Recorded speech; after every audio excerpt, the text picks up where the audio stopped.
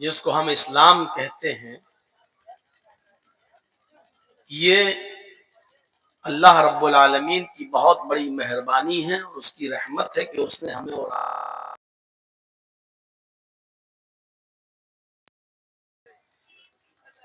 اور اس مذہب کے اندر ہمیں اور آپ کو پیدا کیا ہے، ہمیں آپ کو جناب محمد رسول اللہ کا امتی ہونے کا شرف بخشا ہے۔ لیکن ہر مسلمان غور کرے، کیا وہ صرف نام کا مسلمان ہے یا حقیقت میں وہ مسلمان ہے؟ دو چیزیں ہوتی ہیں، ایک چیز ہے مسلمان کہہ رہے ہیں، اور ایک چیز ہے کیا واقعی ہم جو کہہ رہے ہیں وہ ہیں؟ لوگ ہمیں مسلمان سمجھ رہے ہیں، اب یہ ہمارا دل جانتا ہے اندر سے کہ ہم کمپلیٹ مسلمان ہے یا نہیں۔ ہر مسلمان جانتا ہے اس بات کو۔ مجھ سے سوال کرنے کے بجائے اگر آپ میں مسلمان ہوں یا نہیں، تو آپ کا دل اندر سے آپ کو اس سوال کا جواب دے دے گا کہ آپ مسلمان ہیں یا نہیں، اور ہیں تو کتنے پرسنٹ ہیں۔ یہاں اللہ تبارک ہے، یا ایھا الذین آمنوا ادخلوا فی السلم کافہ۔ اے ایمانوں والو، اے مسلمانوں، تم اسلام کے اندر پورے کے پورے داخل ہو جاؤ۔ تھوڑا سمجھنے کی کوشش کیجیے گا۔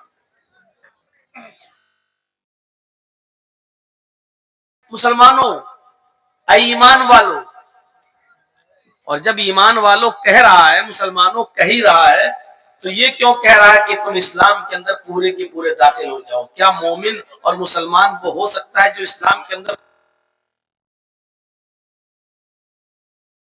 آپ لوگ ابھی تک سکون نہیں بنا سکے، شانتی نہیں بنا سکے، کیا سنیں گے؟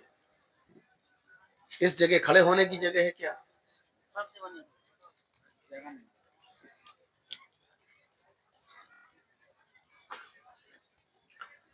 تو میرے بھائیوں، مومنوں سے اور مسلمانوں سے مطالبہ کیا جا رہا ہے کہ ایمان والو، تم اسلام کے اندر پورے کے پورے داخل ہو جاؤ۔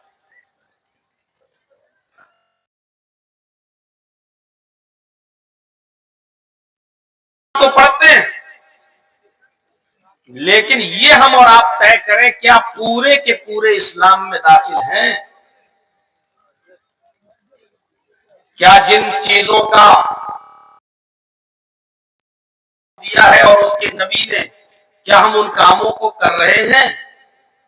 نبی اکرم صلی اللہ علیہ وسلم نے جن کاموں سے روکا ہے اور اللہ نے جن کاموں سے روکا ہے، کیا ہم ان کاموں سے رک رہے ہیں؟ یہ ہر مسلمان کو کلمہ تو پڑھ لیا، لا الہ الا اللہ۔ ابھی کسی مسلمان کو کھڑا کر کے کہو اس جلسے میں، بھائی تم مسلمان ہو، کلمہ سناؤ، اشہد ان لا الہ الا اللہ واشہد ان محمد عبدہ ورسولہ، یا لا الہ الا اللہ محمد رسول اللہ۔ کلمہ ہم نے پڑھ لیا، ہم مسلمان۔ یہ تو آپ نے اسکول میں ایڈمیشن لے لیا ہے،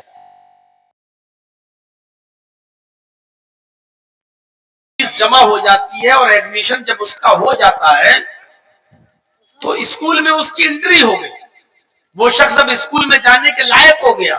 لیکن پڑھ لکھ کر انجینئر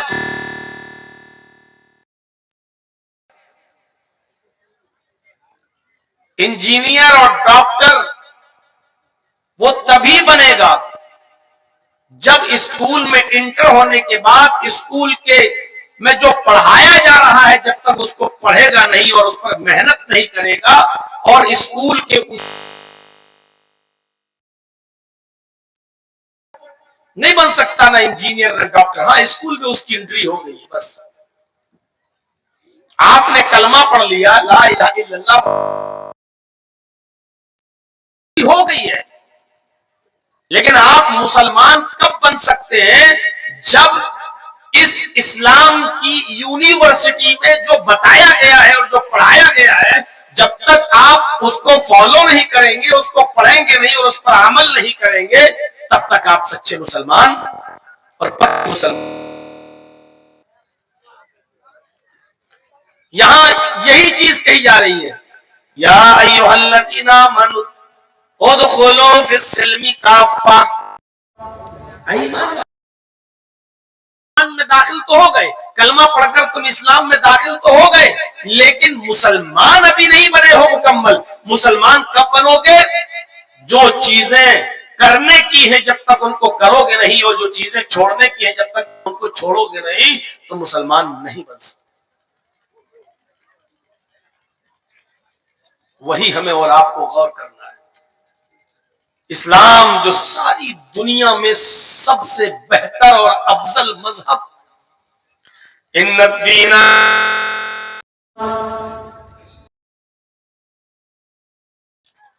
اللہ کی درشٹی میں اور اللہ کی نظر میں سب سے پیارا اور سب سے محبوب دین اسلام ہے.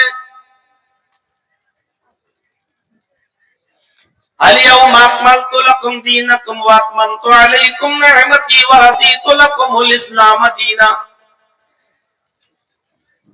اے محمد صلی اللہ علیہ وسلم، آج میں نے تمہارے لیے تمہارے دین کو مکمل کر دیا. اب اسلام دیکھیے کیا ہے. اے نبی، ہم نے آج اسلام کو مکمل کر دیا. اسلام مانا جائے گا جو رسول پر مکمل ہوا اور اللہ کے نبی نے ہمیں دیا. اور جو اسلام کا نام لے کر نبی کے بعد بھی جو لوگ کام کر رہے ہیں اور کروا رہے ہیں، وہ اسلام کا حصہ نہیں ہو سکتا ہے. نبی کے بعد جو چیزیں رائج ہوئی ہیں اور جن کو اسلام کا نام دیا جا رہا ہے کہ یہ کرو بڑا ثواب، یہ کرو بڑا ثواب، وہ اسلام نہیں ہو سکتا. اسلام وہی مانا جائے گا جو اللہ کے نبی جناب محمد رسول اللہ صلی اللہ علیہ وسلم نے دیا ہے. الیوم اکملت لکم دینکم واتممت علیکم نعمتی. آج میں نے تمہارے لیے تمہارے دین کو مکمل کر دیا ہے. واتممت علیکم نعمتی، اور اپنی نعمتوں کا اتمام کر دیا ہے، اپنی نعمتیں پوری کر دی ہیں. جو حلال ہونے کی تھی وہ حلال ہو. اب اس میں کمی اور بیشی نہیں کی جا سکتی ہے. جو جیسا تھا ایسا کر دیا گیا، اب اس میں نہ اضافہ ہوگا، نہ کمی ہوگی، نہ زیادتی ہوگی. وَرَضِيتُ لَكُمُ الْإِسْلَامَ دِينًا، اور اب میں تمہارے دین اسلام سے راضی اور خوش ہو گیا. اللہ اسی اسلام سے راضی اور خوش ہے. یہ جو لوگ بچتے ہٹتے جا رہے ہیں بچے، یہاں ایک ایک کر کے آدمی بیٹھتا جائے. آپ لوگ جاتے جائیے. جب ہٹنا ہی تھا تو بیچ میں گھسنا نہیں چاہیے تھا.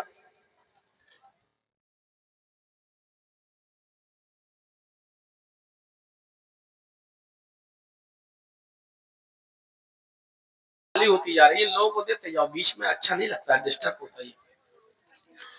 تو میرے بھائیوں، اللہ اس اسلام سے راضی ہے، اللہ اس اسلام سے خوش ہے جو محمد رسول اللہ صلی اللہ علیہ وسلم پر مکمل ہوا ہے.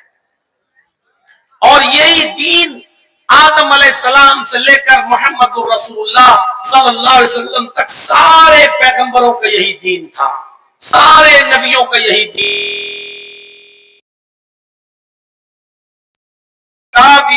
تعالوا الى کلمۃ، قل یا اہل الکتاب تعالوا الى کلمۃ سواء بیننا وبینکم ان لا نعبد الا اللہ.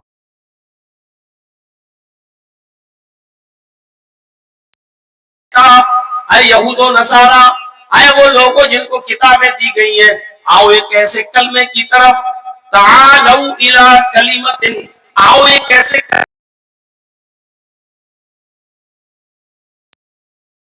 جو ہمارے اور تمہارے درمیان برابر ہے. آؤ ایک ایسے مول منتر کی طرف، آؤ ایک ایسے کلمے کی طرف جو ہمارے اور تمہارے درمیان برابر ہے. یعنی وہ تمہارا بھی کلمہ ہے اور ہمارا بھی کلمہ ہے. नूह अलैहिस्सलाम इस दुनिया में आए, उनका भी यही कलमा था, ला इलाहा इल्लल्लाह। मूसा अलैहिस्सलाम इस दुनिया में आए, उनका भी यही कलमा था, ला इलाहा इल्लल्लाह। ईसा अलैहिस्सलाम इस दुनिया में आए तो उनका भी यही कलमा था, ला इलाहा इल्लल्लाह। नूह दुनिया में आए तो पढ़ा था, ला इलाहा इल्लल्लाह नूह रसूलुल्लाह। मूसा इस दुनिया में आए तो पढ़ा जाता था, ला इलाहा इल्लल्लाह मूसा रसूलुल्लाह। ईसा जब इस दुनिया में आए तो पढ़ा जाता था, ला इलाहा इल्लल्लाह ईसा रसूलुल्लाह। और जब मोहम्मद रसूलुल्लाह सल्लल्लाहु अलैहि वसल्लम इस दुनिया में आए तो पढ़ा जाता है, ला इलाहा इल्लल्लाह मुहम्मद रसूलुल्लाह। यानी ये कलमा सारे नबियों का कलमा है। उस दौर के नबी के हिसाब से नबी का नाम तो बदलता गया, कभी ला इलाहा इल्लल्लाह नूह रसूलुल्लाह, कभी ला इलाहा इल्लल्लाह मूसा रसूलुल्लाह, कभी ला इलाहा इल्लल्लाह ईसा रसूलुल्लाह। लेकिन अब सारे नबियों की नबूवत को मंसूख कर दिया, खत्म कर दिया गया। और अब चलेगी तो शमए रिसालत चलेगी, अब चलेगा तो दीन मोहम्मदी चलेगा, और अब चलेगा तो यही कलमा चलेगा,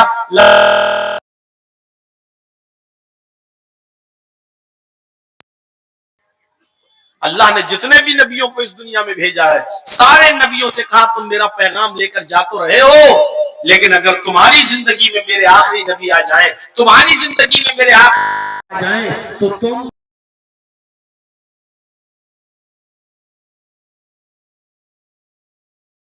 ईमान लाना होगा और उनके मिशन में उनकी मदद भी करना पड़ेगी। वइज़ अख़ज़ल्लाहु मीसाक़न नबिय्यीन लमा आतैतुकुम मिन किताबिन व हिकमा सुम्मा जाअकुम रसूलुम मुसद्दिक़ुल लिमा मअकुम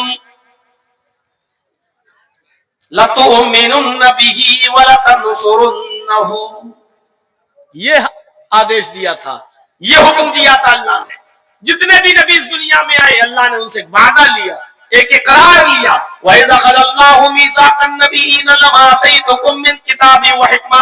हम जिस रसूल को किताब और हिकमत देकर दुनिया में भेजेंगे, सुम्मा जाअकुम रसूलुम मुसद्दिक़ुल लिमा मअकुम, फिर वो रसूल तुम्हारी तस्दीक करेगा कि तुम अल्लाह की तरफ से आए हुए पैगंबर हो, तुम अल्लाह की तरफ से आए हुए सच्चे रसूल हो, तुम जो बातें लेकर गए हो वो उसकी तस्दीक करेगा। लेकिन याद रखना, जब वो नबी मोहम्मद रसूलुल्लाह सल्लल्लाहु अलैहि वसल्लम तुम्हारे दरमियान आ जाए, जब वो आखिरी पैगंबर तुम्हारे दरमियान, सारे पैगंबरों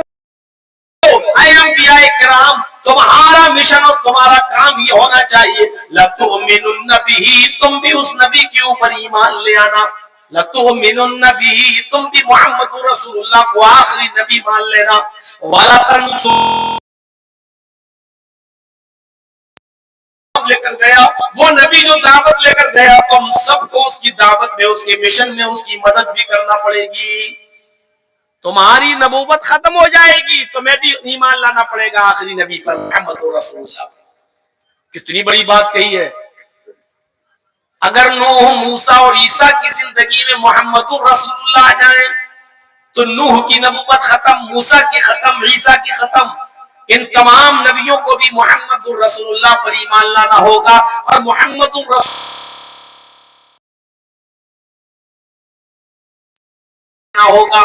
जब नबी की जिंदगी में नूह की नहीं चल सकती, जब नबी की जिंदगी में मूसा की नहीं चल सकती, जब नबी की जिंदगी में ईसा की नहीं चल सकती, तो मोहम्मद रसूलुल्लाह के आ जाने के बाद, नबी अकरम सल्लल्लाहु अलैहि वसल्लम के आखिरी पैगंबर बनकर इस दुनिया में मबऊस हो जाने के बाद, तो नबी के बाद आने वाले बुजुर्गों की बात नबी से ज्यादा कैसे चल सकती है। नबी अकरम के इस दुनिया में आ जाने के बाद, तो नबी अकरम सल्लल्लाहु अलैहि वसल्लम के बाद पैदा होने वाले बुजुर्गों की बात को नबी की बात से ज्यादा अहमियत कैसे दी जा सकती है। इतनी सी बात सोचिए, जब नूह की नहीं चल सकती, मूसा की नहीं और ईसा की नहीं चल सकती, और आसमानी किताबें जो नाजिल हुई, तौरात, ज़बूर, इंजील, जब मोहम्मद रसूलुल्लाह के आ जाने के बाद तौरात, इंजील और ज़बूर नहीं चल सकती, तो नबी अकरम के इस दुनिया में मबूस हो जाने के बाद नबी के बाद आने वाले बुजुर्गों की किताबों को कुरान और हदीस का दर्जा कैसे दिया जा सकता है। इस बात को जरा समझने की कोशिश कीजिए। हर मुसलमान अगर समझ ले तो बहुत आसानी के साथ तो उसके जहन में ये बात आ जाएगी। आगे बढ़िए मेरे भाइयों, सारे नबियों का यही दीन था। अब हम गौर करें, क्या इस दीन के अंदर हम पूरे के पूरे दाखिल हैं? आइए کتنے مسلمان ہیں جو نماز کے پابند ہیں؟ کتنے مسلمان ہیں جو ابھی رمضان کا مہینہ آنے والا ہے، غالباً 2 مارچ سے شروع ہو جائے، کتنے مسلمان ہیں جو رمضان کے مہینے میں پورے کے پورے روزے رکھتے ہیں؟ کتنے مسلمان ہیں جو صاحب حیثیت اور صاحب استطاعت ہیں اور ادا کرتے ہیں؟ میرے بھائیوں، کتنے مسلمان ہیں جو صاحب حیثیت ہے اور صاحب استطاعت ہے اور طاقت ہے ان کے پاس، جو خانہ کعبہ کا جو حج کر کے آئے ہیں؟ کتنے مسلمان ہیں بیٹھے ہیں ابھی نہیں جائیں گے، 2 بیٹیاں اور رہ گئی ہیں، ان کی شادی کر دیں تب فری ہو جائیں گے، پھر جائیں گے حج کرنے۔ ہر باپ یہی سوچے بیٹھا ہوا ہے۔ شادیاں کرنا سنت ہے، حج کرنا فرض ہے، اور کوئی بھی فرض اس لیے ملتوی نہیں ہو جائے گا کہ بیٹے کی شادی کر دو یا بیٹیوں کی شادی کر دو اس کے بعد آپ جائیں گے۔ آپ کے پاس حیثیت ہو گئی، استطاعت ہو گئی، اب آپ کو اسی وقت حج کرنے کے لیے تیاری کرنا اور جانا ہے۔ اور یاد رکھیں کہ 2 بیٹیاں ان کی شادی کر کے جاؤں گا، اور ان کی شادیوں سے پہلے اگر آپ کا انتقال ہو گیا تو آپ کی موت کس حال میں ہو رہی ہے آپ کو یہ پتا ہے؟ اللہ کے نبی صلی اللہ علیہ وسلم فرماتے ہیں مات علی المجوسیہ، یہ آدمی آگ کا پجاری بن کر مرے گا، آتش پرست بن کر مرے گا، مجوسیت کی موت پر اس کی روح نکلے گی۔ مات علی المجوسیہ، یہ شخص مجوسیت کی موت پر مرے گا۔ استطاعت ہے آپ کے پاس، کیوں نہیں جا رہے حج کرنے؟ سب بیٹیوں کی شادی کرنا تب جائیں گے۔ بیٹیوں کی شادی کرو گے ٹھیک ہے، بیٹیوں کی شادی ہو جائے گی، حج کر کے آؤ، کب ہو جائے گی؟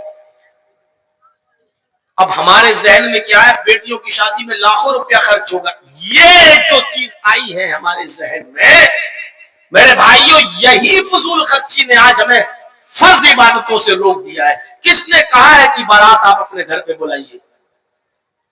اور کس نے کہا ہے کہ آپ 100 150 200 250 300 آدمیوں کی بارات لے کے جائیے؟ کس نے کہا؟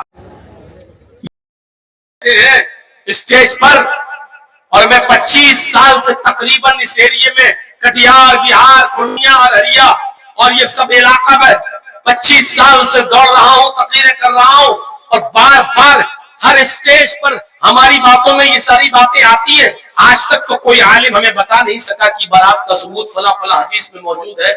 کہاں لکھا ہے کہ لڑکی والا بھی باراتیوں کو اچھا سے اچھا کھانا کھلائے اور اچھے سے اچھا پلائے اور اچھے سے اچھا ان کی مہمان نوازی کرے؟ کون سی حدیث میں لکھا ہے؟ کون سا اسلام کہتا ہے؟ اگر کوئی آپ کو یہ کہے کہ میں اپنے لڑکے کی بارات لے کر آپ کے گھر آ رہا ہوں، آپ کہیے آئیے۔ اگر کوئی کہتا ہے کہ 300 آدمی آئیں گے صاحب، آپ کہیے 300 نہیں 400 لائیے۔ آپ بیٹی والے ہو، میں آپ کو جو تجربہ جو بات بتلا رہا ہوں اس کو گانٹھ باندھ لو، اور کوئی ہے ماں کا لال جو اٹھے اور کہے کہ مولوی جرجیس نے قرآن و حدیث کے خلاف یہ بات کہی ہے، اس کو کہیے کہ 400 لائیے۔ اور جب یہ سب پہنچ جائیں، آپ سب کو صرف ایک ایک گلاس پانی پلا کے بھگائیے، ایک کپ چائے بھی مت پلائیے۔ اور آپ ایسا کرنا شروع کر دیں گے نا، اپنے آپ بارات ختم ہو جائے گی۔ اور جب وہ کہیں کہ صاحب آپ کیا کر رہے ہیں مہمانوں کی، آپ مہمان ہیں کہاں؟ آپ تو میری بیٹی کے ساتھ نکاح کی آئے ہو، مجھے یہ دکھا دو کہ اللہ کے رسول نے کبھی کہا ہے کہ ان باراتیوں کو چائے پلاؤ، کھجور کھلاؤ، پانی پلاؤ، اور ان کو کھانا کھلاؤ، میٹ کھلاؤ، بکرا کھلاؤ، مرغا کھلاؤ، اور اچھی سے اچھی مہمان نوازی کرو۔ آپ ہمیں دکھا دیجیے، ہم کرنے کے لیے تیار ہیں۔ میرے پیارے ساتھیوں، آپ ایک ایک گلاس پانی پلائیے، وہ بھی بسلری نہیں، چاپا کل کا جو آپ پیتے ہو، اسی ہینڈ پائپ کا جس کا آپ پیتے ہو، اور کہو ٹھیک ہے اب نکاح کریے اور لے جائیے ہماری بیٹی کو، ہو گیا आप लड़की जाकर 400-500 आदमी बैठकर बोझ बनोगे, है? वो आदमी कर्ज लेकर बेचारा आपको खिलाएगा पिलाएगा और आपके पेट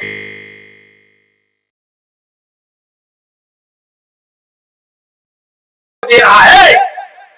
हम आप गौर करें कि कितने परसेंट मुसलमान हैं, हमारा दिल अंदर से गवाही देगा। खोलिए अपने गरीबान के बटन और दिल से पूछिए हम मुसलमान हैं। जब आपका दिल कह दे कि हाँ, तो उससे पूछिए हम कितने परसेंट मुसलमान हैं, आपका दिल अंदर से गवाही देगा। बहुत बड़ा काम कर रहे हैं आप माशाल्लाह, एक मस्जिद की तामीर, एक मस्जिद की तौसी, बढ़ चढ़ के हिस्सा लिया है। लेकिन याद रखिए मस्जिद तो बन जाएगी, आप थोड़ी बनाएंगे। जिसके नाम पर बन रही है, अल्लाह का घर है, वो इंतजाम कर देगा। आपको मस्जिद बनाने की फिक्र होनी चाहिए, लेकिन उससे ज्यादा फिक्र ये होनी चाहिए कि मस्जिद तो आलीशान बन जाएगी, मस्जिद में तो एसी लग जाएगा, लेकिन इस मस्जिद में नमाज पढ़ने वालों की मिकदार कितनी। अभी जगजीत साहब का जलसा खत्म हो जाएगा 1:30 बजे के आसपास, तो मेरे भाइयों अब आप अपनी जिस मस्जिद में नमाज पढ़ते हो फजर में देखिएगा इस जलसे के बाद आपकी मस्जिद कितनी भरती है। आज उठिएगा, मस्जिद में जाइएगा और मुशाहिदा करिएगा कि फजर के अंदर इस मस्जिद में कितने नमाजी आ रहे हैं। आपकी मस्जिद में आने वाले नमाजी ये बता देंगे कि आज का 24 फरवरी का ये जलसा जो आपके बबुला बोना में हो रहा है ये कितना हुआ। सुबह में फजर की नमाज में मस्जिद बता देगी कि आपका जलसा। फजर की नमाज पढ़ने जाओ तो मस्जिद से सवाल कर लेना, अरे मस्जिद बताओ आज की रात का जलसा कितना कामयाब हुआ। मस्जिद के नमाजी आपको बता देंगे कि कितना कामयाब हुआ। मस्जिद तो बना ली शब भर में ईमान की हरारत वालों ने, मन अपना पुराना पापी रहा बरसों में नमाजी बन न सके। कोई पूछने की जरूरत नहीं, मस्जिदों से सवाल करिए कि मस्जिद बता कितना जलसा कामयाब हुआ। मस्जिद बता देगी कामयाब नहीं हुआ, आधी रात 1 बजे 1:30 बजे 2 बजे जलसा खत्म कर दिया, जो लोग पढ़ते भी थे वो भी नहीं आए, नींद में सो गए हैं। आपकी मस्जिदें बता देगी ये जलसा फर्ज नहीं है, नमाज फर्ज है।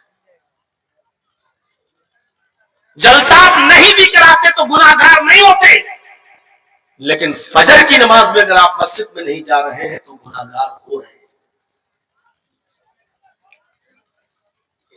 या अय्युहल्लज़ीना आमनू दुखुलू फिस्सिल्मि काफ़ा, ईमानो वालों तुम इस्लाम के अंदर। इन चीजों पर गौर करके अपने आप को टटोलिए और देखिए हम कितने परसेंट मुसलमान हैं। हजरत मुआज इब्न जबल फरमाते हैं कि अल्लाह के रसूल सल्लल्लाहु अलैहि वसल्लम ने मुझे 10 बातों की नसीहत फरमाई। 10 मैं आज के प्रोग्राम में चल तो नहीं पाऊंगा, तर्जमा कर दूंगा, लेकिन कुछ चीजें मैं उठा रहा हूं, सुनिए मेरे भाइयों। हजरत मुआज कहते हैं कि अल्लाह के रसूल सल्लल्लाहु अलैहि वसल्लम ने मुझे 10 बातों की वसीयत की।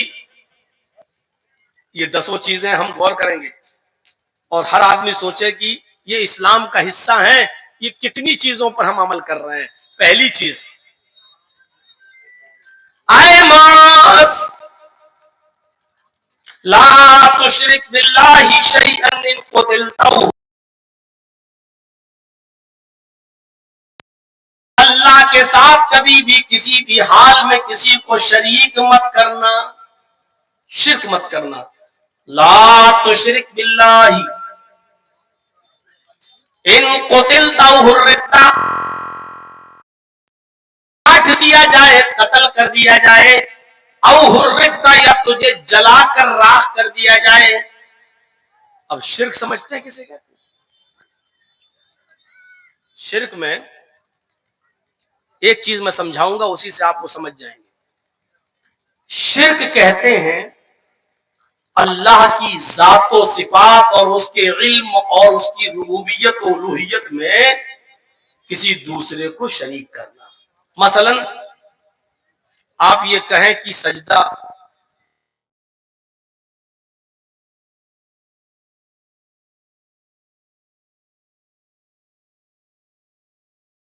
اگر باتیں کرتے ہیں ہم اللہ سے دعا کرتے ہیں کہ اللہ تو مجھے شفا دے، اے اللہ میرے باپ کا انتقال ہو گیا تو ان کو جاتے ہیں کہ آپ ہمارے باپ کے لیے دعا کیجیے اللہ تعالیٰ سے کہ اللہ تعالیٰ میرے باپ کو بخش دے، یا کہیں جا کر ہم کہیں کہ بیٹا شادی کو 20 سالیں ہو گئی ہیں، 10 سالیں ہو گئی ہیں، بچہ نہیں ہو رہا ہے، آپ ہمیں اللہ سے دعا کر کے اللہ سے سفارش کر کے مجھے بیٹا بیٹی دلوا دو۔ میرے بھائیوں آپ ڈائریکٹ مانگیے۔ شرک کو سمجھنے کے لیے ایک اور مثال میں دیتا ہوں آپ کو۔ ایک چیز ہوتی ہے کفر اور ایک چیز ہوتی ہے شرک۔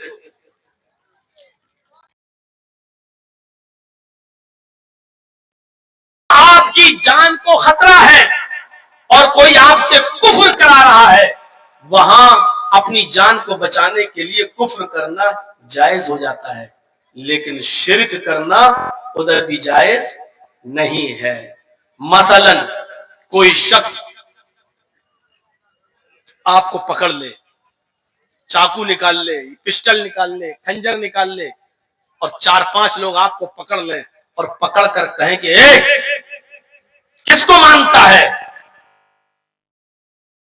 مارے تھپڑ، اللہ کا انکار کر، اللہ کا انکار کر، اللہ کا انکار کر،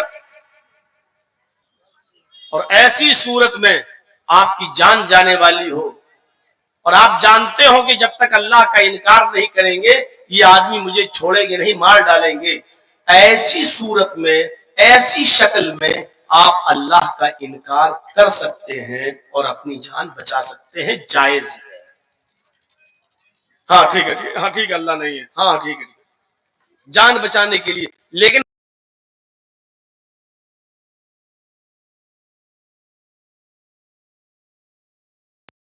تو ہمارا ایمان ہے ہی صرف اپنی زبان سے ان کے سامنے یہ جملہ کہہ دو کہ ٹھیک ہے میں اللہ کا انکار کرتا ہوں، مجھے چھوڑ دو، آپ کی جان بچ گئی، گھر آئیے پھر سے کہتا ہے میں نے دل سے تیرا انکار نہیں کیا تھا، جائز ہے۔ یہ سب موبائل چھینو تو ان کے موبائل چھین کے دوسرے لوگوں جو پیچھے کھڑے ان کو بھی ڈسٹرب کرتے ہیں، کیا کرو گے؟ مولانا جرجی صاحب کی فوٹو لے کے جنتی ہو جاؤ گے کیا؟ ایک تو کھڑے ہیں، دوسرا فوٹو اور کیمرہ، چاہے تو ادھر بھی بیٹھ سکتے ہیں یہ لوگ۔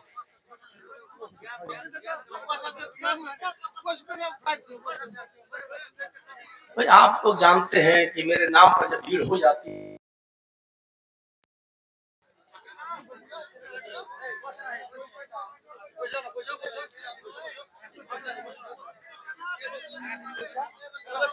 اب آئیے نا توجہ دیجیے، نہیں سنیں گے بھی نہیں اور سننے بھی نہیں دیں گے۔ تو اللہ کا ادھر دیکھیے، اللہ کا انکار کرنے سے جان بچ رہی ہے تو بچا لیجیے۔ اب آئیے دوسری مثال پر، شرک کیا ہوتا ہے؟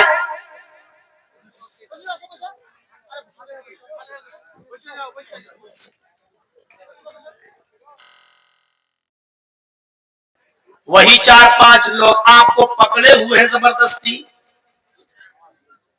پکڑے ہوئے ہیں، آپ کو مار بھی رہے ہیں اور یہ کہہ رہے ہیں کہ تو مجھے سجدہ کر، میں سردار ہوں اس قوم کا، یا یہ میرے سردار ہے میرے قوم کے، ان کو سجدہ کر، جب تک تو ان کو سجدہ نہیں کرے گا میں تجھے نہیں چھوڑوں گا۔ اب دیکھیے، جب تک تو مجھے یا میرے سردار کو سجدہ نہیں کرے گا میں نہیں چھوڑوں گا، قتل کر دوں گا، مار دوں گا۔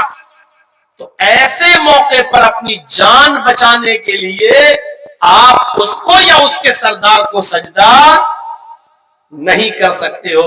یہاں جان جا رہی ہے تو جانے دو، لیکن آپ کسی غیر کے سامنے سجدہ نہیں کر سکتے ہو۔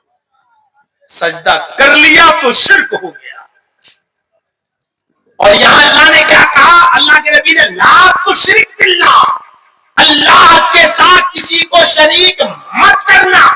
ان قتلتا او حرقتا، اگرچہ تجھے قتل کر دیا جائے،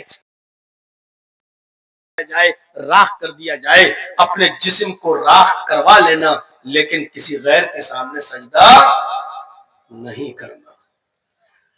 اللہ کا انکار کر کے جان بچ رہی ہے تو بچا لینا، اگر جان بچ رہی ہے تو مت بچانا، اپنے آپ کو قتل کروا لینا، اپنے آپ کو مار اگر وہ ٹکڑے ٹکڑے کرے اور جلائے تو جلوا لینا، لیکن اللہ کے علاوہ کسی غیر کے سامنے سجدہ نہ کرنا۔ یہی بات کہہ رہے ہیں اللہ کے نبی معاذ ابن جبل سے، اے معاذ لا تشرک باللہ شیئا ان قتلت او حرقت، اے معاذ حالات کسی بھی طریقے کے ہوں جا رہا ہو تو کبھی بھی کسی بھی حال میں اللہ کے ساتھ کچھ بھی شرک شریک مت کرنا۔ ان قتلت او حرقت، اگرچہ قتل کر دیے جاؤ یا جلا دیے جاؤ۔ پہلی دوسری چیز پر آئی، ہر مسلمان غور کرے شرک کرتا ہے کہ نہیں کرتا ہے؟ بچو ان جملوں سے۔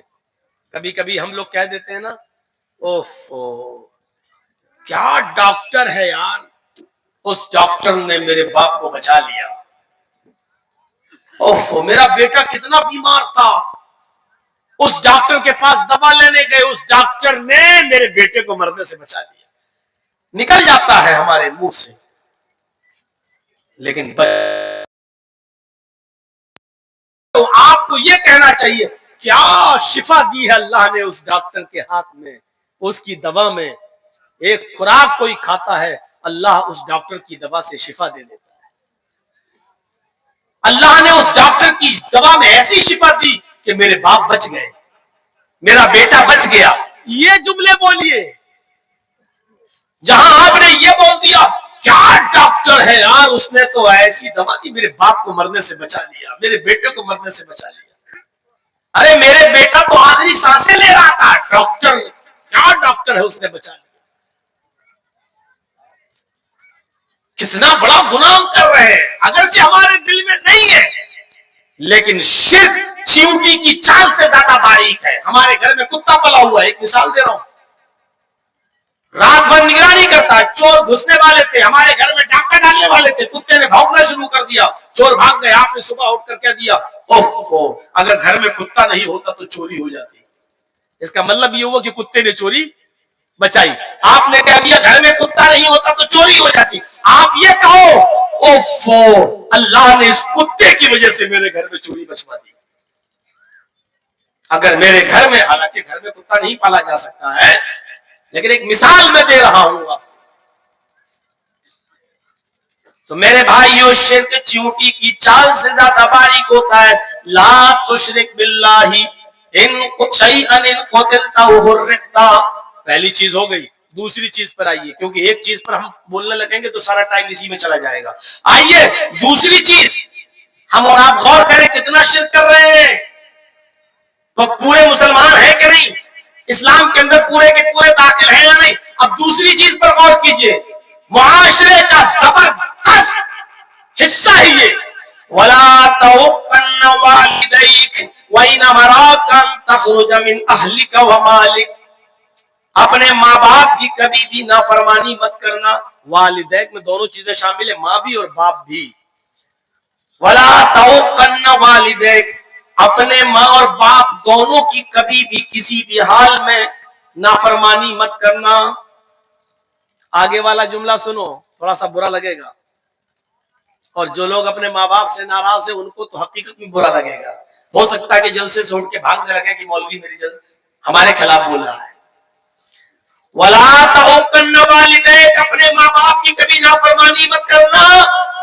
وَإِنْ أَمَرَاكَ أَن تَخْرُجَ مِنْ أَهْلِكَ وَمَالِكَ، اگرچہ وہ دونوں یعنی ماں اور باپ تمہیں حکم دے اس بات کا کہ تم میرے گھر سے، اہل و عیال سے، جو تم نے کمایا بھاگو یہاں سے، بھاگو یہاں سے۔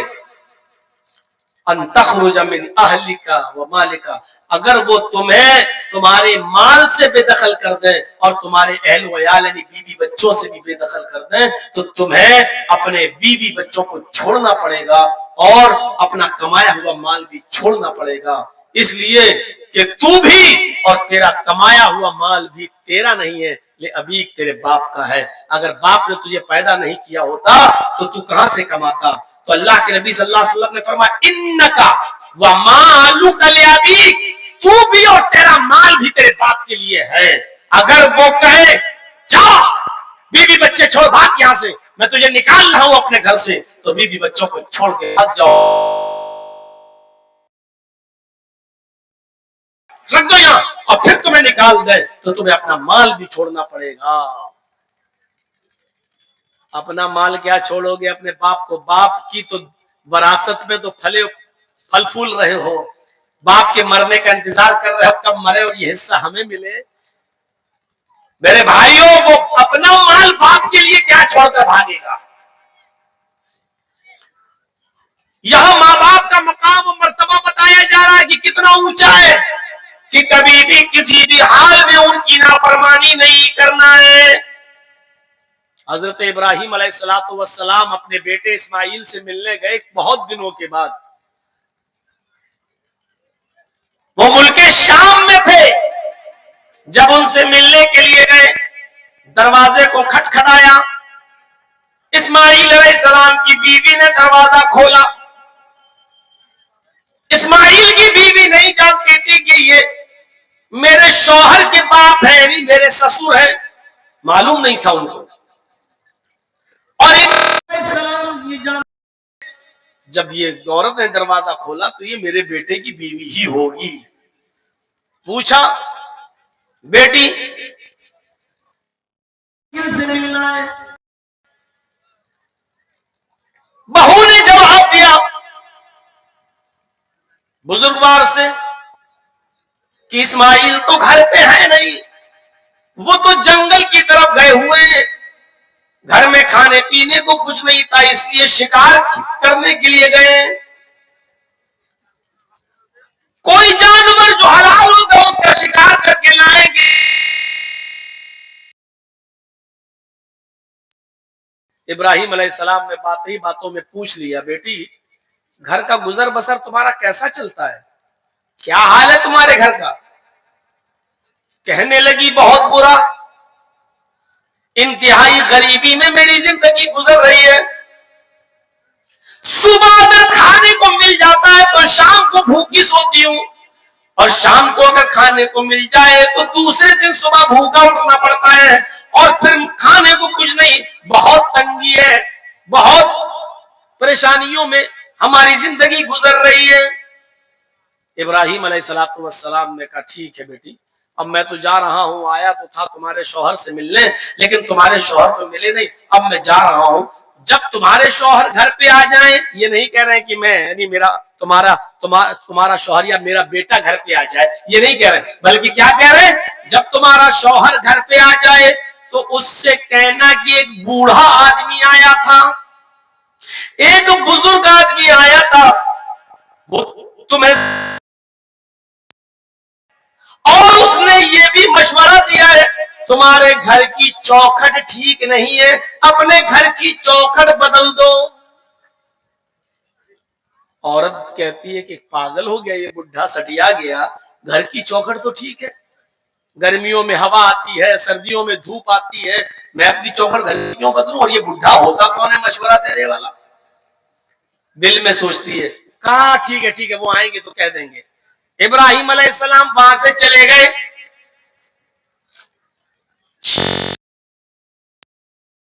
شکار کا گوشت لے کر آئے، بیوی کھانا بنانے لگی، اور بیوی نے کھانا بناتے بناتے فرمایا میرے سرتاج آج ایک بوڑھا آدمی آیا تھا.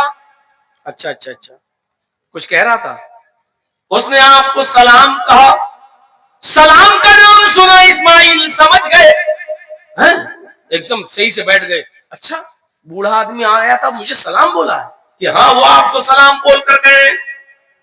وعلیہ السلام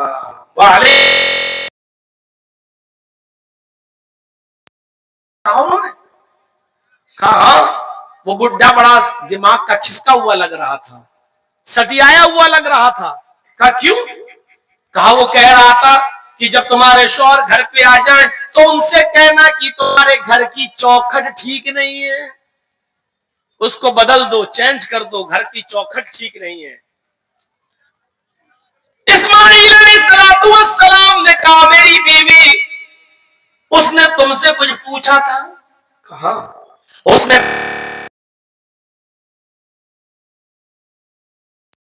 کہہ دیا کہ اچھی نہیں چل رہی ہے، صبح کھا لو تو شام کو بھوکا سونا پڑتا ہے، اور شام کو کھا لو تو صبح بھوکا اٹھنا پڑتا ہے، پھر کچھ ملتا ہی نہیں، بڑی تنگی میں، بہت ہی پریشانی زندگی گزر رہی۔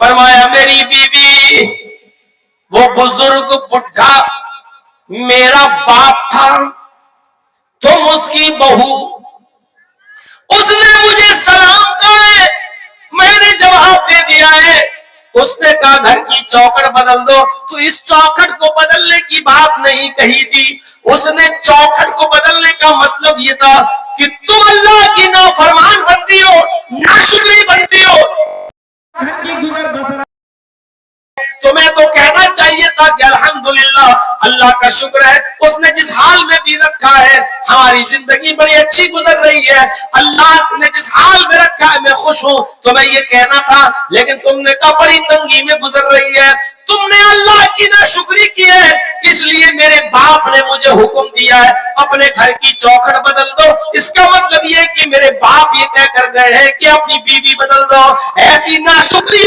بیوی کو تم نہ رکھو، اس کو طلاق دے دو، او میری بیوی میں سب کچھ مان سکتا ہوں لیکن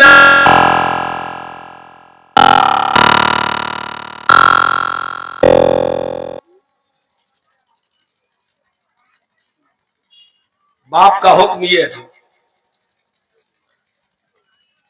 گزر رہی ہوگی لڑکوں پر، ارے کیا بیٹھ کے لے کے بیٹھ گئے مولانا صاحب، سب باپ کا ہی حق ہے، اولاد کا کوئی حق ہی نہیں ہے۔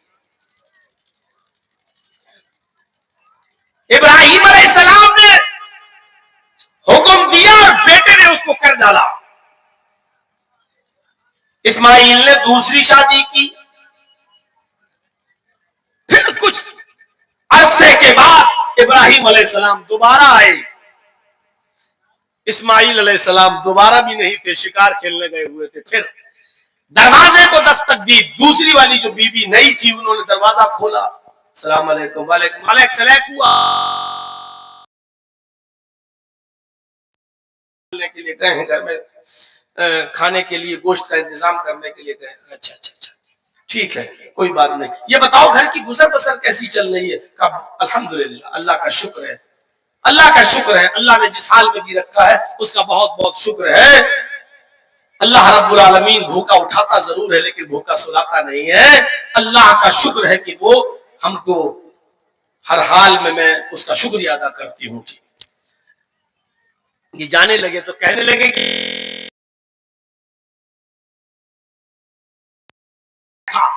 اس نے تمہیں سلام کہا ہے اور یہ بھی کہا ہے کہ گھر کی چوکھٹ بہت اچھی ہے، اس چوکھٹ کی حفاظت کرنا، اس چوکھٹ کو بچا کے رکھنا، اس چوکھٹ میں کچھ کرنے کی ضرورت نہیں، بہت اچھی ہے گھر کی چوکھٹ تمہاری۔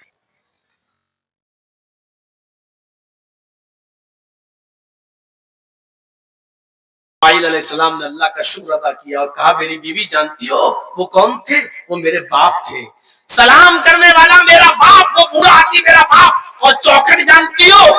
نہیں، کہا وہ تم ہو، میرے باپ نے کہا ہے کہ چوکھٹ کو صحیح رکھنا، یعنی یہ اچھی چوکھٹ ہے، اس کا مطلب یہ ہے کہ تم نے اللہ تعالیٰ کی نافرمانی نہیں کی ہے، اچھی بات کہی ہے، اور میرے باپ نے کہا ہے کہ چوکھٹ ٹھیک ہے، اس چوکھٹ کو بحال رکھنا، میں اپنے باپ کا حکم مان کر تمہیں اپنے پاس رکھوں گا، میں تمہیں چھوڑوں گا نہیں۔ میرے بھائیوں اس واقعے سے اندازہ لگائیے کہ ماں باپ کی کتنی فرما برداری ہوا کرتی تھی۔ اللہ تعالیٰ نے والدین کے تعلق سے فرمایا وَقَضَىٰ رَبُّكَ أَلَّا تَعْبُدُوا إِلَّا إِيَّاهُ وَبِالْوَالِدَيْنِ إِحْسَانًا، تم ہر حال میں اللہ ہی کی عبادت کرنا، اللہ کے علاوہ کسی اور کی عبادت نہ کرنا، وَبِالْوَالِدَيْنِ إِحْسَانًا، اور اپنے والدین کے ساتھ احسان کرنا، اپنے باپ کے ساتھ اچھا سلوک۔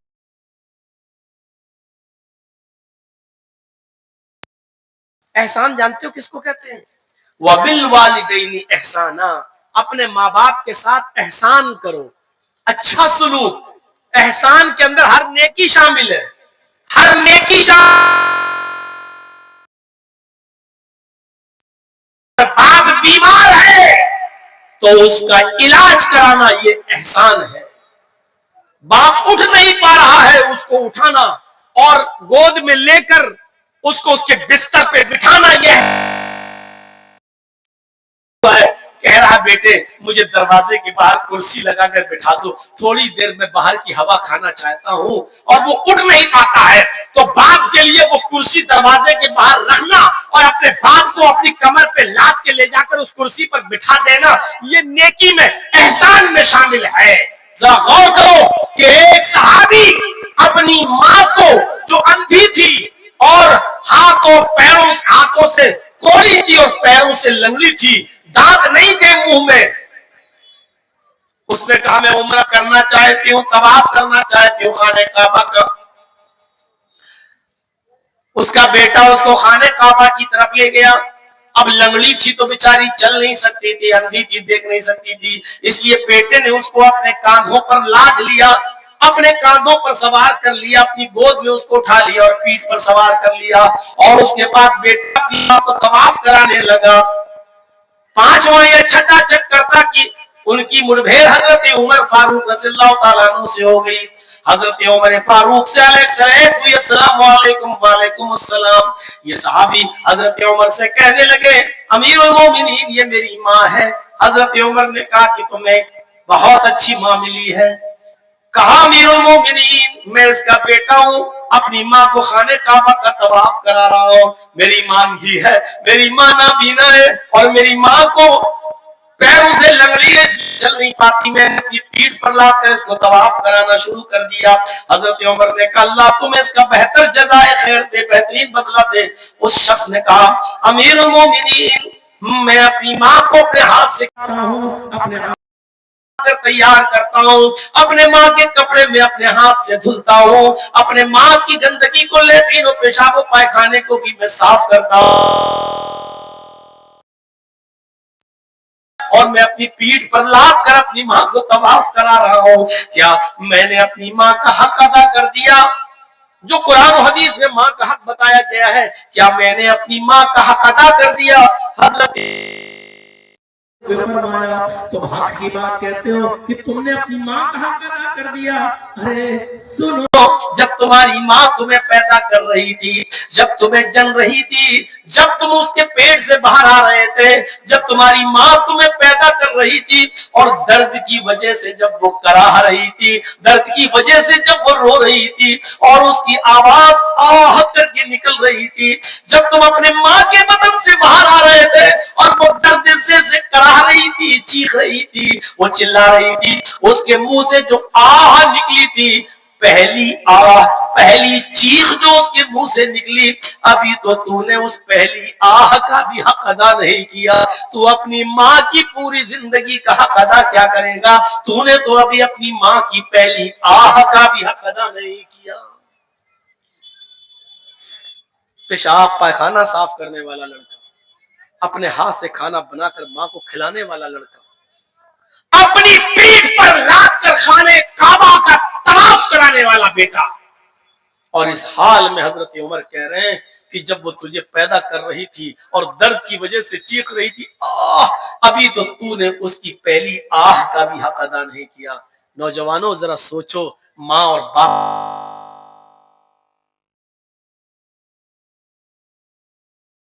اپنے ماں باپ کی ایسی خدمت کرتے ہیں؟ کیا ہم ماں باپ کی ایسی خدمت، ایسی سیوا، ایسی خدمت کر رہے ہیں؟ ایسی ایسی اولاد، تاریخ کے اوراق پڑھیے تو ایسی ایسی اولاد گزرے گی کہ باپ بھی جیل میں اور بیٹا بھی جیل میں، باپ کی عمر 90 سال اور بیٹے کی عمر 50 سال، باپ بھی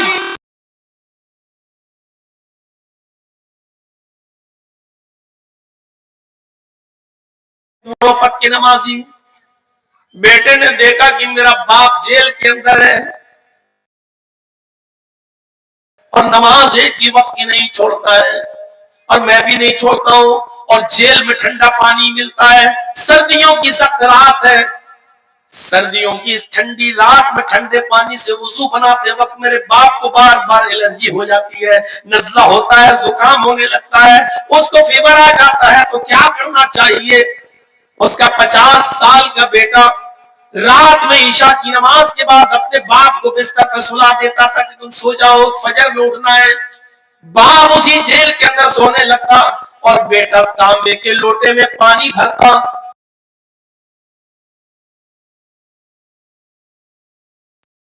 سے لگا لیتا، اور صبح فجر کی اذان تک، فجر کی نماز تک اس لوٹے کو اپنے پیٹ سے لگائے رکھتا کہ پیٹ کی گرمی آ جائے۔ اور جیسے ہی فجر کا وقت ہوتا بیٹا فوراً اپنے باپ کو پانی دیتا، جو قدرے گرم ہو جاتا، تھوڑا بہت اس کی ٹھنڈک مٹ جاتی اور تھوڑی گرمی آ جاتی، کہتا بابو جلدی سے وضو بنائیے پانی ٹھنڈا ہو جائے گا، اور اس کا باپ جلدی سے وضو بناتا۔ میرے پیارے ساتھیوں، یہ واقعہ کئی چیزوں کی طرف اشارہ کر رہا ہے۔ پہلا اشارہ تو یہ کرتا ہے کہ 90 سال کے باوجود باپ فجر تک کی نماز قضا نہیں کر رہا ہے، جیل کی سلاخوں میں ہونے کے باوجود باپ نماز کا عادی ہے، اور بیٹا پوری رات لوٹے کو اپنے پیٹ سے لگا کر پانی کو گرم کر رہا ہے کہ پیٹ کی گرمی سے پانی کچھ گرم ہو جائے۔ یہ باپ کی خدمت کا ایک انوکھا واقعہ ہے۔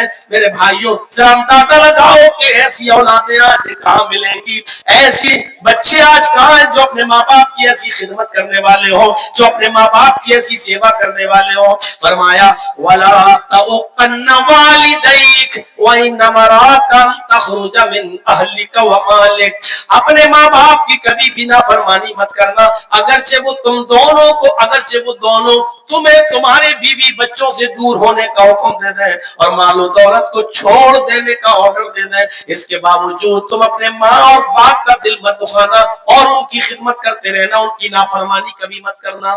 دو چیزیں ہو گئی۔ تیسری چیز پر آئیے نوجوانوں، تیسری چیز، پہلی چیز شرک مت کرنا، چاہے جلا دیے جاؤ یا قتل کر دیے جاؤ، پہلی چیز۔ دوسری چیز اپنے ماں باپ کی کبھی نافرمانی مت کرنا، اور تیسری چیز کی طرف اشارہ کر رہے ہیں اللہ کے نبی معاذ وَلَا تَتْرُكَنَّ صَلَاةً مَكْتُوبَةً مُتَعَمِّدًا، اے معاذ فرض نماز کبھی بھی کسی بھی حال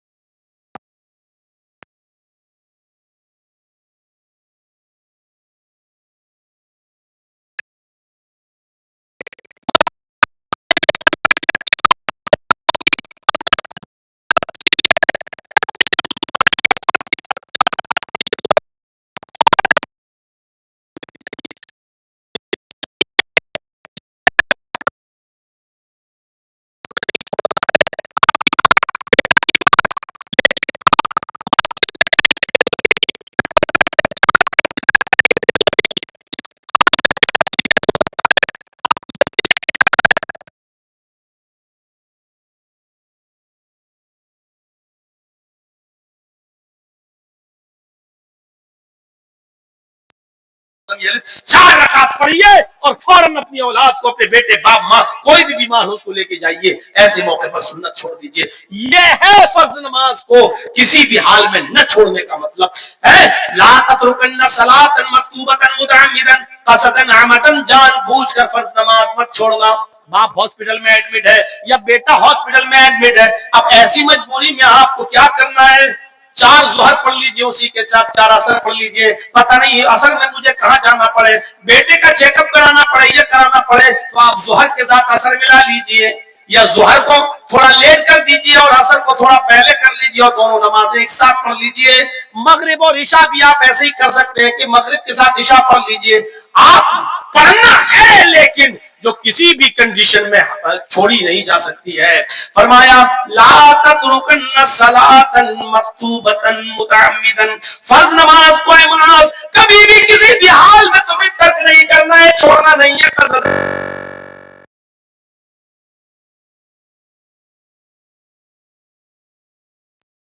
متعمدا فقط بریت منہ ذمۃ اللہ، جو شخص فرض نماز کو قصدن عمدن جان بوجھ کر چھوڑ دیتا ہے، قائم ہے لیکن نہیں پڑھ رہا ہے، اذان ہو رہی ہے تو جاؤ، انڈیا پاکستان کا میچ آ رہا ہے، آخری اوور رہ گیا ہے، آخری اوور دیکھ لے تب جائیں گے، وہ اوور دیکھا تب تک مسجد میں گیا، جماعت ہو چکی ہے، اس کو کہتے عمدن اور جان بوجھ کر چھوڑنا. پوچھ کر چھوڑنا اس کو کہتے ہیں. آپ دکان پر بیٹھے ہیں، اذان کی آواز ہو رہی ہے، اب بیٹے کو فون کر رہے بیٹے جلدی آؤ، تم بیٹھو دکان پہ، میں نماز پڑھنے جاؤں گا. اب جب تک بیٹا آ رہا ہے تب تک آپ دکان پہ بیٹھ کے شاپنگ کر رہے ہیں، اور جب بیٹا آیا اب آپ نماز پڑھنے کے لیے جا رہے ہیں. میرے بھائیوں جب نماز پڑھنے کے لیے مسجد میں پہنچے تو جماعت ہو چکی ہے، جبکہ اصول یہ تھا کہ دکان بند کرتے، بیٹے سے بھی کہتے کہ چلو نماز پڑھنے، باپ بھی پڑھتا اور بیٹا بھی پڑھتا.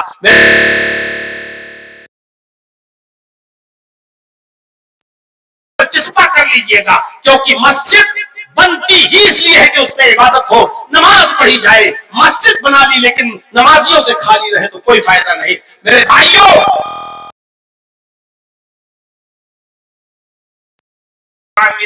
اگر فرض نماز کو قصدن جان بوجھ کر چھوڑ دیا، بریت منہ ذمۃ اللہ، تو اللہ کی ذمہ داری ختم ہو جاتی ہے.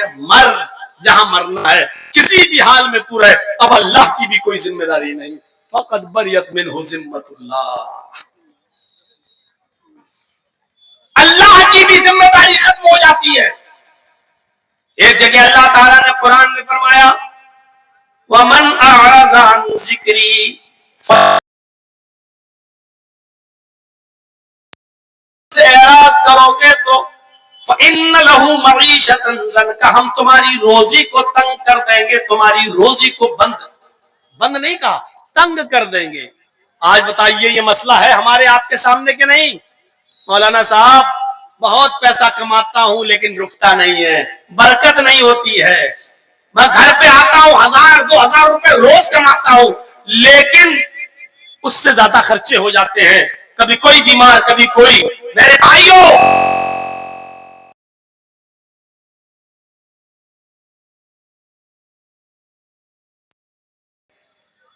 غور کریں، وہ ایسا تو نہیں کہ وہ نمازیں ترک کرتے ہیں، کیونکہ ذکر سے مراد یہاں نماز ہے، اور اللہ نے کہا من اعرض عن ذکری، جس نے میرے ذکر سے اعراض کیا فإن له معیشة ضنکا، ہم اس کی روزی کو تنگ کر دیں گے، ہم اس کی روزی کو ٹائٹ کر دیں گے. وہ کمائے گا لیکن بچے گا نہیں، وہ کمائے گا لیکن اس سے زیادہ اس کے اپنے گھر کے بچے اور بیوی کی بیماری میں خرچ کر دے گا. وہ کمائے گا 2000، خرچہ ہوگا اس کے گھر کا 5000، ہم اس کے خرچے کو بڑھا دیں گے، ہم اس کی روزی کو تنگ کر دیں گے. یہ اللہ نے کہا ہے. نماز چھوڑنے والوں تمہیں کسی مولوی سے تعبیر، ڈنڈا اور گھر کی برکتوں کے لیے کوئی دعا پوچھنے کی ضرورت نہیں ہے. تمہارے لیے سب سے بڑی دعا اور سب سے بڑا تعویذ یہ ہے کہ تم نماز پڑھنا شروع کر دو. نماز پڑھنا شروع کر دو گے، گھر میں خیر و برکت کے دروازے کھل جائیں گے. نماز نہیں پڑھو گے اللہ نے یہ نہیں کہا روزی بند کر دیں گے. لہو معیشۃ ضنکا، جو میرے ذکر سے اعراض کرے گا. اور سنو اعراض کرنا کس کو کہتے ہیں؟ ایک مثال یہ بھی سمجھا دوں آپ کو تاکہ دماغ میں بیٹھ جائے. نماز چھوڑنے کی بات نہیں کہی جا رہی ہے، نماز چھوڑنے والا مسلمان ہے یا نہیں یہ الگ ٹاپک ہے. ابھی میں اگر اس پر بول دوں تو بڑا ہنگامہ بھی ہو سکتا ہے، اس لیے میں فتنے کو ہوا نہیں دینا چاہتا ہوں. میرے بھائیوں صرف اتنا نماز چھوڑنے والا یا صرف جمعے کی جمعے نماز پڑھ کے پورے ہفتے نماز چھوڑنے والا، اس کو مسلمان کہا جا سکتا ہے یا نہیں کہا جا سکتا وہ ایک الگ مسئلہ ہے. اس کی طرف ہم ابھی جانا ہی نہیں چاہ رہے ہیں، ہم ایک نیا فتنہ کھڑا نہیں کرنا چاہ رہے ہیں آپ کے درمیان. لیکن اتنا بتا دوں آپ کو، یہاں نماز چھوڑنے والے کو نہیں کہا جا رہا ہے. जो नमाज से एराज करेगा, यानी पढ़ेगा तो लेकिन टाइम पे टाइम। एराज करना किसको कहते हैं? बच्चा रो रहा है, और भूखा है, और माँ टीवी देख के सीरियल देख रही है। अब टीवी तो कहां, बहुत ज्यादा, अब तो वो है मोबाइल में ड्रामा देख रही है, सीरियल देख रही है माँ उसकी। बच्चा रो रहा है, माँ जानती है कि बच्चा भूखा है, माँ रो रहा है, लेकिन माँ कह रही रुक जाओ अभी इसको दूध पाते पिलाती हूँ, पहले ये ड्रामा देख लूं, आखिरी शॉट रह गया है एपिसोड, ये देख लूं मैं, और 10 मिनट उसी में लगा देती है। तो क्या कहा जाता है? माँ अपने बच्चे से एराज कर रही है। नाटक खत्म हो गया, अब माँ गई, बच्चे को उठाया और उसने अपने पिस्तान से लगाया, दूध पिलाया। माँ ने दूध तो पिलाया है, लेकिन फिर भी बच्चे से रूगर्दानी की है। उसको जब बच्चे को दूध पिलाना था तब नहीं पिलाया, उसने नाटक जब तक पूरा नहीं देख लिया तब तक उसने बच्चे को दूध नहीं पिलाया। तो क्या कहा जाएगा? माँ ने एराज किया बच्चे से, माँ ने रूगर्दानी की बच्चे से, माँ ने बच्चे से मुंह फेरा, यानी नाटक में इतनी मुनहमिक हो गई कि बच्चे को भूल गई, हालांकि दूध पिलाया। ऐसे ही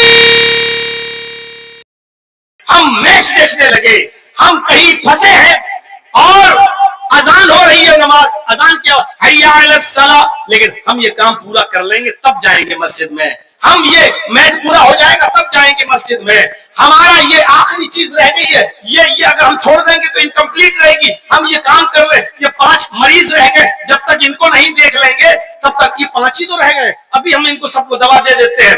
अब हम उनको देखने लगे और दुकान बंद नहीं की, देखने लगे, और उसके बाद जब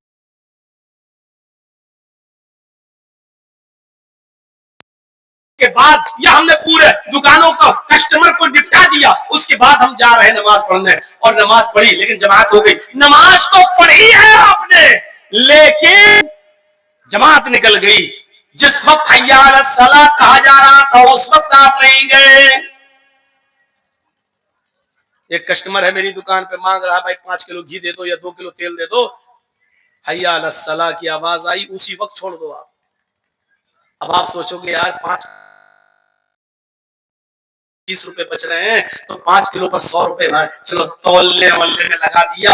अब आप उस आदमी को रज़्ज़ाक समझ रहे हैं, रोजी देने वाला, आप अल्लाह को रज़्ज़ाक नहीं समझ रहे। अरे छोड़ो, 100 रुपए का नुकसान हो रहा है, होने दो। अगर यहाँ अल्लाह की खातिर मैं नमाज पढ़ने के लिए चला जाऊंगा तो अल्लाह 100 की जगह 1000 का भी इंतजाम कर देगा।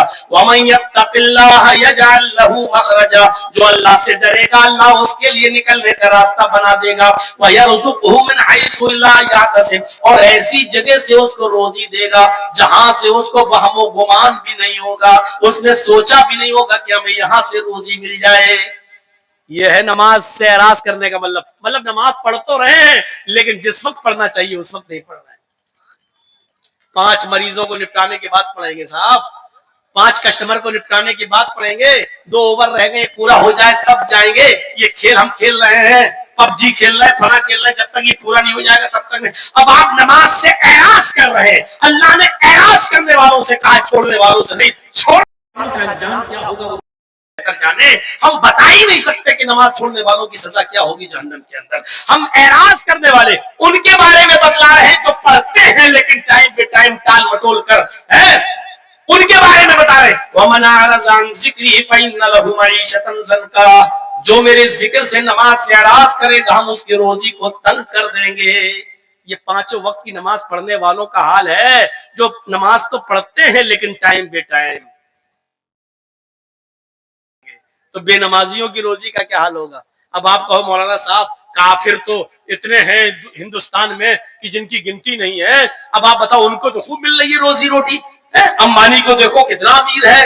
मेरे भाइयों, अल्लाह ने, अल्लाह के नबी ने इनके बारे में तो कह दिया है, अब दुनिया सिजनुल मोमिन, अरे दुनिया मोमिन के लिए जेल खाना है और दुनिया काफिरों के लिए जन्नत, व जन्नतुल काफिर, इन काफिरों के लिए दुनिया में ये सारी की सारी चीजें हैं, क्योंकि आखिरत में अल्लाह ने इनको सबको महरूम कर दिया है, वो आखिरत में तमाम नेमतों से महरूम है। तो काफिरों का हाल देखकर ये अंदाजा मत लगाओ कि ये भी तो नमाज नहीं पढ़ते, इनको तो खूब रोजी मिल रही है। ارے ان کو اس لیے مل رہی ہے کیونکہ ان کو آخرت میں کچھ نہیں ملے گا، ان کو جنت میں ان کا کوئی حصہ نہیں ہے۔ تو میرے بھائیوں ان کی مثالیں مت دیا کیجئے، جو بات بھی میں کہہ رہا ہوں قرآن اور حدیث کے دائرے میں کہہ رہا ہوں، کافروں کی مثال مت دیجئے، اپنی مثال دیجئے۔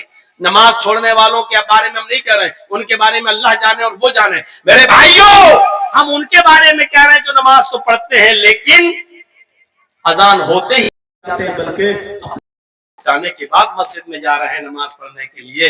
اذان اس لیے تھوڑی ہے کہ اپنا کام نپٹا لو، اذان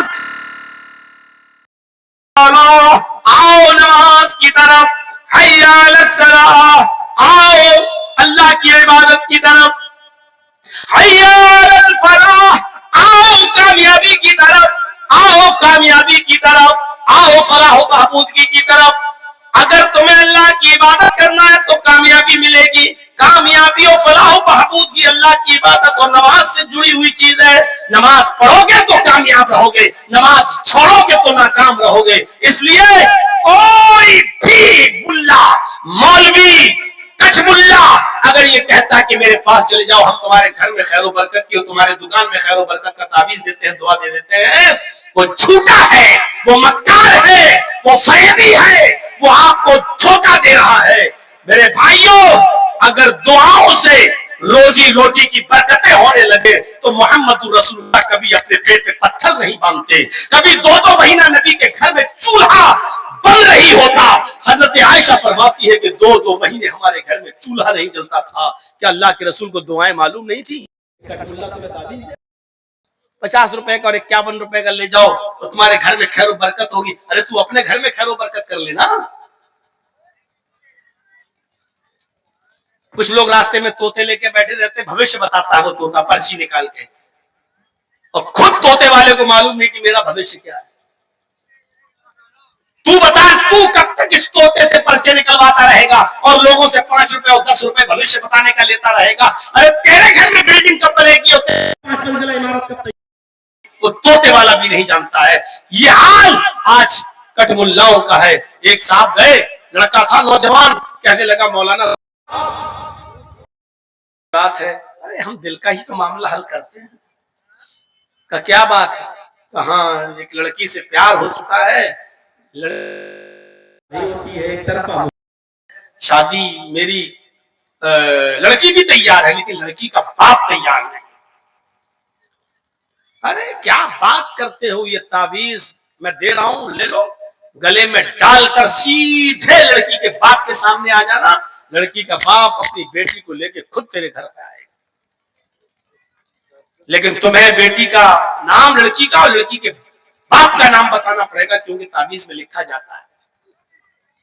اب لڑکا پھنس گیا بیچارہ، اب بڑی مشکل سے بتایا کہ ہاں اس کا نام ہے مریم، ٹھیک ہے، اس کے باپ کا نام، باپ کا نام مت پوچھو تو اچھا ہے، نہیں صاحب بتاؤ، تو اس نے کہا کہ وہ آپ ہی کی بیٹی ہے، آپ اپنا نام ڈال دیجیے۔ کمینے،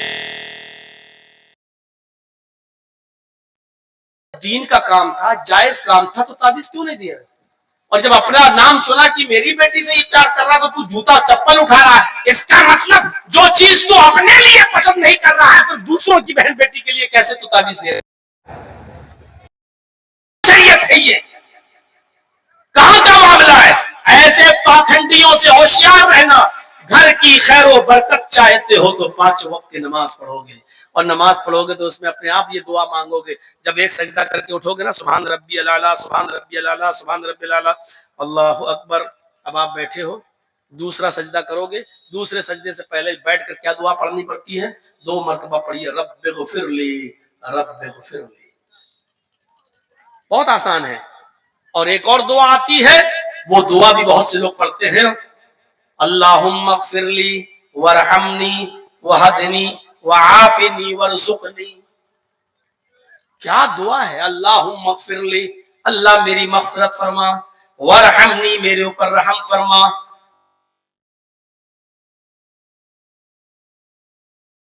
وعافنی اور مجھے صحت و عافیت نواز، ورزقنی اور مجھے رزق حلال عطا فرما۔ 5 وقت کی نماز جب مسلمان مسجد میں آ کر پڑھے گا اور 5 وقت کی نماز میں ایک رکعت میں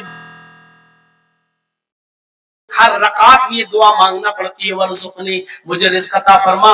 اگر اس نے ظہر کی 10 رکعت پڑھی تو 10 مرتبہ کہا ورزقنی، اگر اس نے عصر کی 4 سنت 4 فرض پڑھی تو 8 مرتبہ کہا ورزقنی، اس نے مغرب کی 5 رکعت پڑھی تو 5 مرتبہ کہا اس نے ورزقنی، عشاء کی کم سے کم اس نے 7 رکعتیں پڑھی، 4 فرض 2 سنت 1 وتر، تو 7 مرتبہ اس نے کہا ورزقنی۔ میرے بھائیو غور کرو کہ ایک دن میں کتنی مرتبہ وہ اللہ سے کہہ رہا ہے کہ اللہ مجھے رزق عطا فرما، اللہ مجھے برکت والا رزق دے۔